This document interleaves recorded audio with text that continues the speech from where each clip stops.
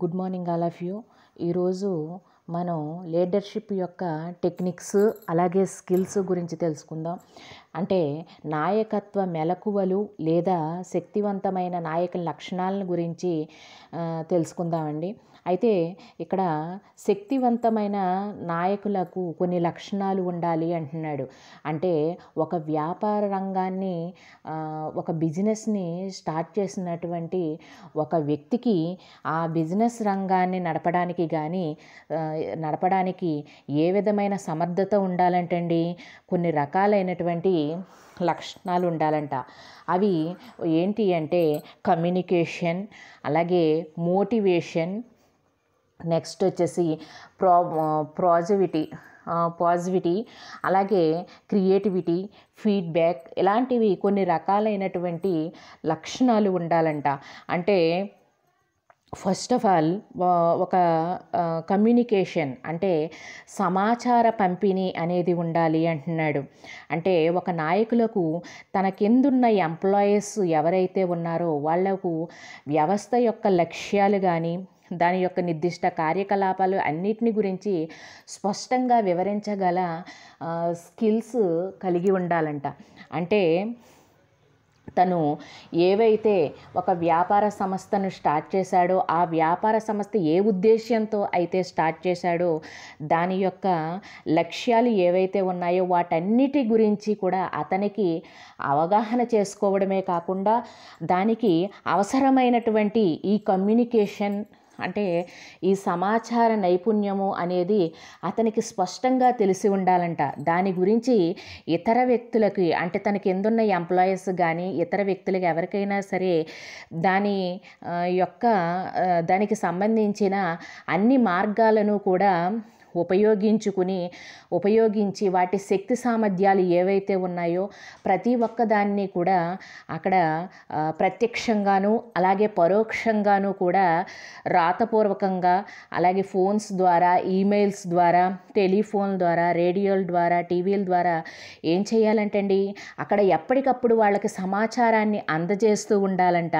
అలాగే వాళ్ళ దగ్గర నుంచి ఏవైతే సమాచారం ఉందో వాటన్నిటినీ కూడా ఈ ఇంటర్నెట్ల రూపంలో, టీవీల రూపంలో, రేడియోల రూపంలో వీళ్ళు తీసుకుని అతనికి దానికి సంబంధించిన సమాచారాన్ని ఎప్పటికప్పుడు వాళ్ళకి అందజేస్తూ ఉండాలి అని చెప్పేసి దీని ద్వారా అంటే ఈ కమ్యూనికేషన్ అనేది కాలాన్ని బట్టి మారుతూ ఉంటుంది.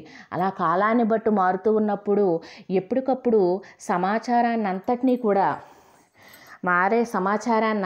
కూడా తాను వినియోగించుకుంటూ తన వ్యాపారాన్ని అంతటినీ కూడా ముందుకు తీసుకువెళ్ళగలగాలి అని చెప్పేసి ఇక్కడ మనకు వివరించడం జరిగింది. తరువాత వచ్చేసి మోటివేషన్ అంటే ప్రేరణ అని చెప్పేసి చెప్తున్నాడు. మానవ ప్రవర్తన మరియు పనితీరును ప్రభావపరిచే ముఖ్య అంశాలలో ప్రేరణ చాలా ముఖ్యమైనదంట.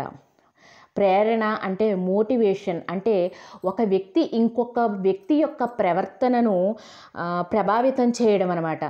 అంటే ఇక్కడ ఒక వ్యాపార సంస్థలో ఉన్నటువంటి ఒక లీడర్ ఏం చేస్తాడు, తన కిందున్న ఎంప్లాయీస్తో ఎప్పుడూ కూడా ప్రతి విషయంలో కూడా అంటే తను చేస్తున్న ప్రతి విషయాన్ని కూడా షేర్ చేసుకోవడం, వాళ్ళకి కొత్త కొత్త ఐడియాస్ ఇవ్వడం, దానివల్ల వాళ్ళలో క్రియేటివిటీ అంటే సృజనాత్మకతను వెలికి తీయడం, వాళ్ళలో చైతన్యాన్ని నింపే విధంగా వాళ్ళలో మోటివేషన్ స్పీచెస్ అంటే మోటివేషన్ కలిగే విధంగా వాళ్ళలో మంచి మంచి స్పీచెస్ ఇవ్వడం ద్వారా వాళ్ళలో ప్రేరణ కలిగించవచ్చు.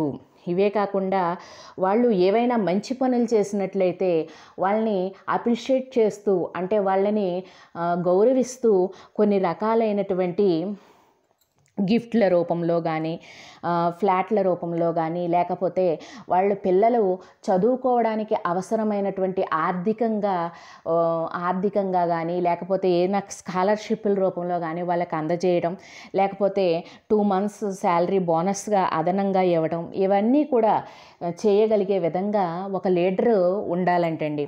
అలా వాళ్ళలో ప్రేరణ కలిగిస్తూ వాళ్ళలో చైతన్యాన్ని కలిగించడం అన్నమాట. అలాగే వాళ్ళకి చేస్తున్నటువంటి పనిలో వాళ్ళకి చేస్తున్నటువంటి పనిలో ఎలాంటి అలసట లేకుండా వాళ్ళకి పని గంటలు తగ్గించడం ద్వారా, లేకపోతే ఒక హాఫ్ అన్ అవర్ అని, లేకపోతే 1 అవర్ అని వాళ్ళకి రెస్ట్ కల్పించడం, వాళ్ళు కొత్త కొత్త ఐడియాస్ ఇచ్చే విధంగా వాళ్ళకి ఎప్పటికప్పుడు యోగా క్లాసెస్ ద్వారా, అలాగే ఇతర మెడిటేషన్ల ద్వారా వాళ్ళకి మంచి జ్ఞానాన్ని అందించే విధంగా ఎప్పటికప్పుడు ఖాళీ సమయాల్లో వాళ్ళకి యోగా చేయించడం, ఇవన్నీ కూడా అందిస్తూ ఉండాలంట. అలాగే వాళ్ళకి ఆ ఫ్యాక్టరీలో ఎవరైతే పనిచేస్తున్నారో వాళ్ళకి ఏవైనా అనారోగ్యాలు అంటే అనారోగ్యం ఏదైనా కలిగినట్లయితే వాళ్ళ ఫ్యామిలీ మెంబర్స్కి కానీ, లేకపోతే ఆ కిందున్న ఎంప్లాయీకి కానీ ఏదైనా హెల్త్ ప్రాబ్లమ్స్ వచ్చినప్పుడు వాళ్ళకి ఆర్థికంగా ఆదుకోవడం, ఇవన్నీ కూడా చేస్తూ ఉండాలంట. ఇందులో వీళ్ళని ఇలా ప్రతి విషయంలో కూడా మోటివేట్ చేస్తూ ఉండాలి.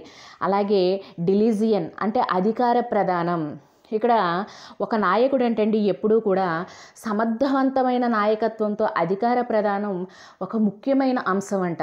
అంటే అధికార ప్రదానం అనగా ఒక నిర్వాహకుడు లేదా ఒక వ్యవస్థ యూనిట్ నుంచి వేరొక నిర్దిష్ట కార్యకలాపాలను పూర్తి చేయుటకు అధికార ప్రదానంగా చెప్పుకోవచ్చు అంటున్నాడు. అంటే ఒక యూనిట్, ఒక వ్యవస్థలో ఉన్నటువంటి ఎంప్లాయీస్ కానీ, లేకపోతే ఒక యూనిట్ సభ్యులు కానీ ఎవరైనా సరే వేరొకరికి నిర్దిష్ట కార్యకలాపాలను పూర్తి చేయటానికి ఎప్పుడూ కూడా ఈ అధికార ప్రదానం అనేది ఉపయోగపడుతుంది అని చెప్పేసి చెప్తున్నాడు అనమాట.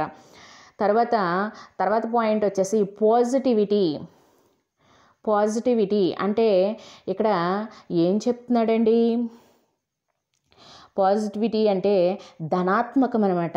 అంటే ఒక నాయకుడు తప్పనిసరిగా కొన్ని లక్షణాల్లో ముఖ్యమైనది ధనాత్మక దృక్పథం కలిగి ఉండాలంటండి. అంటే ఒక రకమైన ఆలోచన కలిగినట్లయితే, అంటే మనకి ఎన్నో రకాలైనటువంటి ఐడియాస్ వస్తాయి. ఆ ఆలోచనలను కలిగినట్లయితే అనుచరులు కూడా ఇదే విధంగా స్పష్టంగా మరియు సహేతుకంగా ప్రవర్తిస్తారు అంటున్నాడు. అంటే ఇక్కడ రుణాత్మక వైఖరిని కలిగి ఉండాలి. అనుచరులు భావాలు ఎప్పుడూ కూడా అంటండి దెబ్బతీస్తుందంట ఈ రుణాత్మక వైఖరి అనేది. అంటే తనకి సపోజు ఒక కంపెనీలో పనిచేస్తున్నటువంటి ఎంప్లాయీస్ ఎవరైనా ఉన్నట్లయితే అక్కడ ఆ కంపెనీకి బాగా లాభాలు ఎక్కువగా వచ్చినప్పుడు ఆ కిందున్న ఎంప్లాయీస్కి ఎంతో కొంత ఒక 5%, 10%, లేకపోతే ఒక 15% వాళ్ళకి షేర్స్ ఇవ్వడం కానీ, లేకపోతే ఏదైనా ధన రూపంలో అందించడం కానీ, లేకపోతే మనీ రూపంలో అందించడం కానీ, ఇలాంటివన్నీ కూడా చేసినట్లయితే ఆ పైన ఉన్నటువంటి లీడర్ మీద వాళ్ళకి కొంత అభిమానం అంటూ ఏర్పడుతుంది. వాళ్ళు ఏ పని అయితే చేస్తున్నారో ఆ పనిని మనస్ఫూర్తిగా, అంటే ఆ పనిలో లీనమయ్యి ఆ కంపెనీకి ఇంకా మంచి లాభాలు రావాలని చెప్పేసి వాళ్ళు ప్రయత్నించడానికి ఇక్కడ అవకాశం ఉంటుందన్నమాట. అలాగే క్రియేటివిటీ అంటే సృజనాత్మకత. వ్యక్తులు నిర్వహించిన ఆలోచనల్లో, ఆచరణల్లో, ప్రవర్తనలో ఏంటంటే అండి క్రియేటివిటీ ఉండాలంట. క్రియేటివిటీ అంటే సృజనాత్మకత. అంటే వాళ్ళలో కొత్తదనం అనమాట. కొత్తదనాన్ని వెలికి తీయడం. మన కంపెనీలో ఎంతోమంది ఎంప్లాయీస్ పనిచేస్తారు. అందరి యొక్క మనస్తత్వం ఒకే విధంగా ఉండాలని ఉండదు కదండి. వాళ్ళలో రకరకాలైనటువంటి టాలెంట్ పీపుల్స్ ఉంటారు. వాళ్ళతో మనం ఎప్పుడూ కూడా కలిసిమెలిసి ఉంటూ వాళ్ళలో ప్రతి విషయాన్ని షేర్ చేసుకుంటూ వాళ్ళలో ఏవైనా మంచి మంచి అలవాట్లు ఉన్నట్లయితే కొత్తగా ఏవైనా సృజనాత్మకత అంటే క్రియేటివిటీ ఏదైనా ఉన్నట్లయితే వాటిని బయటికి తీయడం, వాళ్ళలో చైతన్యాన్ని కల్పించడం. అవే కాకుండా వాళ్ళు ఏవైనా కొత్త పరిశోధనలు కానీ, లేకపోతే కొత్తగా ఏదైనా ఆలోచించే విధంగా వాళ్ళని మోటివేట్ చేయడం, ఇవన్నీ కూడా దేని నుంచి వస్తాయంటండి? సృజనాత్మకత అనేది ప్రతి ఒక్క లీడర్కి కూడా ఉండాలంట. అలాగే ఫీడ్బ్యాక్ అంటే ఫీడ్బ్యాక్ అంటే ఇక్కడ ప్రతిస్పందన అంటున్నాడు. నాయకుడు తమ అనుచరులను మరియు క్రింది వారి నుంచి తగిన ప్రతిస్పందన పొందవలెను అంటున్నాడు. ప్రతిస్పందన అనేది ఎలా ఉండాలంటే అండి, నాయకుడు విధానాల్లో తగిన సవరణలు చేసుకునే అవకాశం ఉంటుందంట. అంటే ఎప్పటికప్పుడు కంపెనీలో కొత్తగా ఎన్నో రకాలైనటువంటి మార్పులు వస్తూ ఉన్నాయి. ఆ మార్పులకు అనుగుణంగా ఏం చేయాలంటే అండి, తన విధానాల్లో తగిన సవరణలు చేసుకునే అవకాశం ఉండాలంట.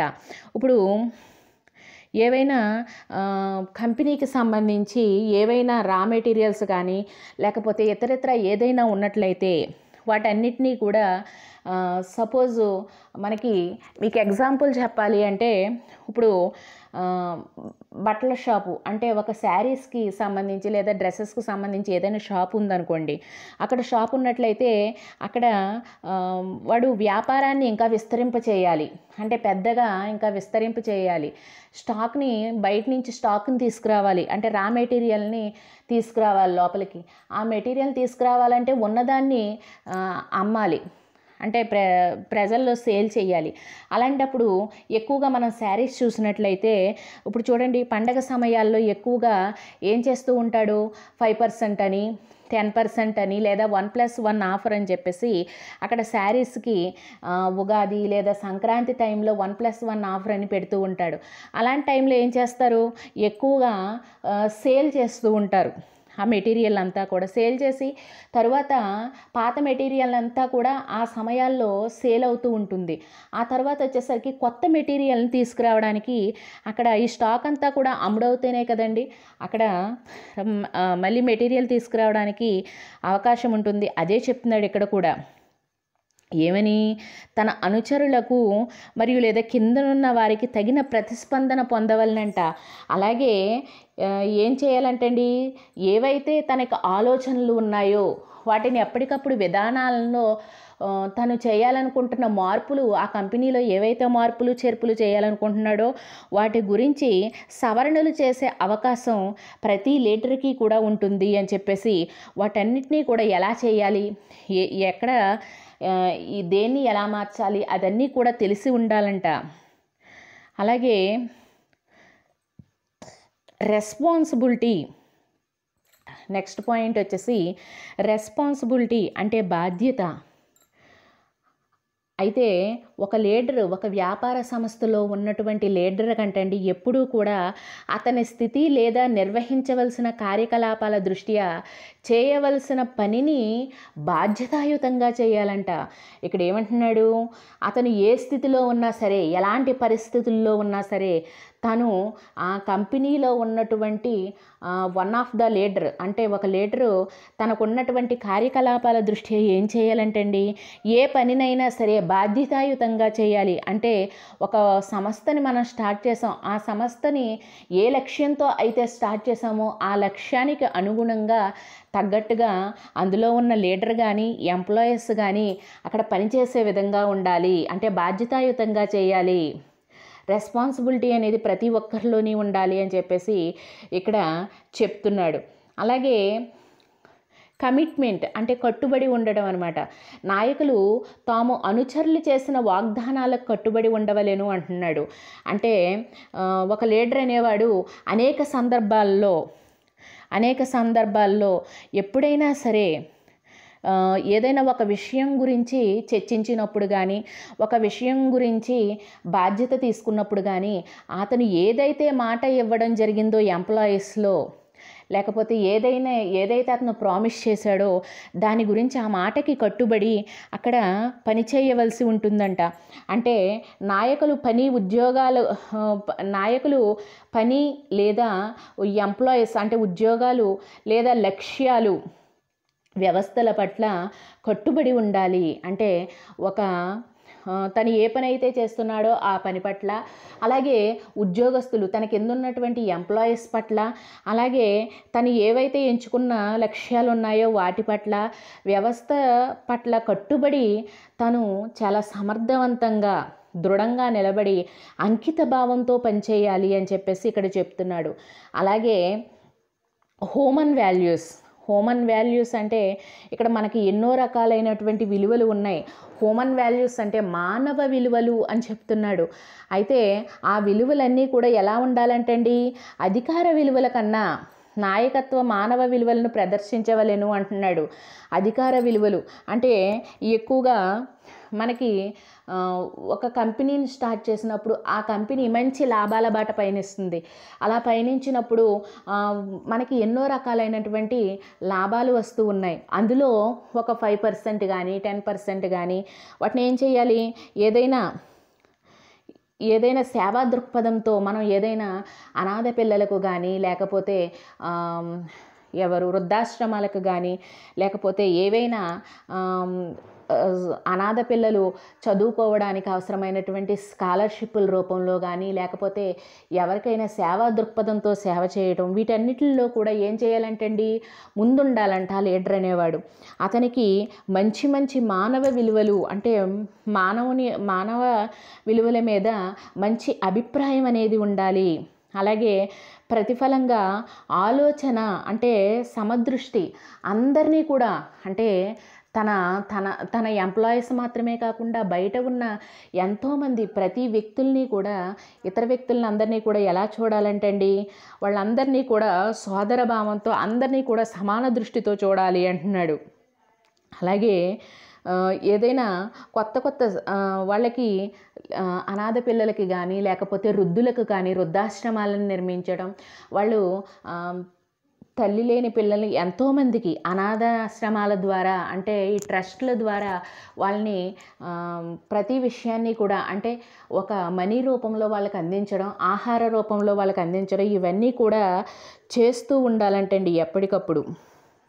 ఇవన్నీ కూడా చేయడమే కాకుండా వీటన్నిటితో పాటు ఇలాంటి ఎన్నో రకాలైనటువంటి మంచి మంచి లక్షణాలు అనేవి ఇక్కడ ఒక నాయకుడికి మంచి మంచి లక్షణాలు అంటూ ఉండాలి అని చెప్పేసి, అయితే ఇక్కడ శక్తివంతమైన నాయకుడికి ఎలాంటి లక్షణాలు ఎప్పుడైతే ఉన్నాయో ఒక సక్సెస్ఫుల్ లీడర్ అవ్వడానికి అవకాశం ఉంటుంది అని చెప్పేసి మనకి ఇక్కడ చెప్పడం జరిగింది.